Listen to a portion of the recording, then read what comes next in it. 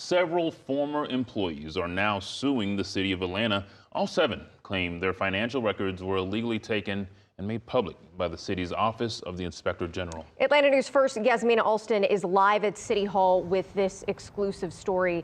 And Yasmina, these filings come after recent controversy around the Office of the Inspector General. Carly, that's right. Nearly a year ago, the previous Inspector General, Shannon Manigault, who was also named in those lawsuits, resigned after questions around how her office handled investigations. Now, several former city employees claim they were personally impacted by those investigations. You can't hold people responsible if you're not responsible yourself. And this is a clear violation of the law, and people were hurt by it.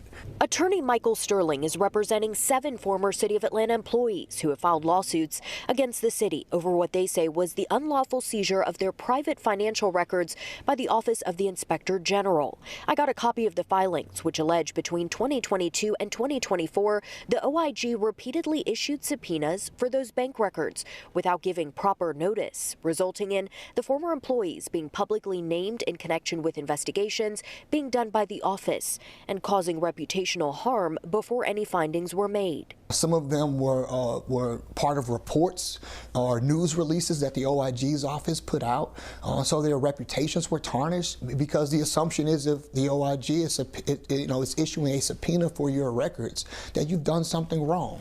Sterling says the processes weren't followed and that his clients want changes made at the OIG so this doesn't happen again, as well as compensation for the humiliation. These individuals did not get notice, right? So this information and banking information contains very personal, private things about you and your life. So it's not just a pro forma thing. It is something that Georgia law specifically says you have to do this. Nearly a year ago, the previous Inspector General, Shannon Manigault, resigned after questions around how her office was handling investigations. Part of that included the city council claiming the office failed to provide notice to those people whose financial records were subpoenaed during the office's investigation, which is what these filings allege. Sterling tells me the OIG has an important role, but still must follow the law. You want to make sure that if you've got someone who's looking at corruption, that they're not corrupt themselves, that they're following the law.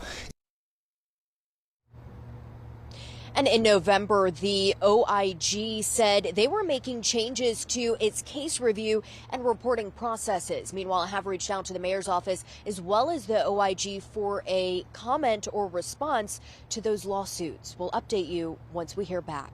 Live at Atlanta City Hall, Yasmina Alston, Atlanta News First. Thank you, Yasmina.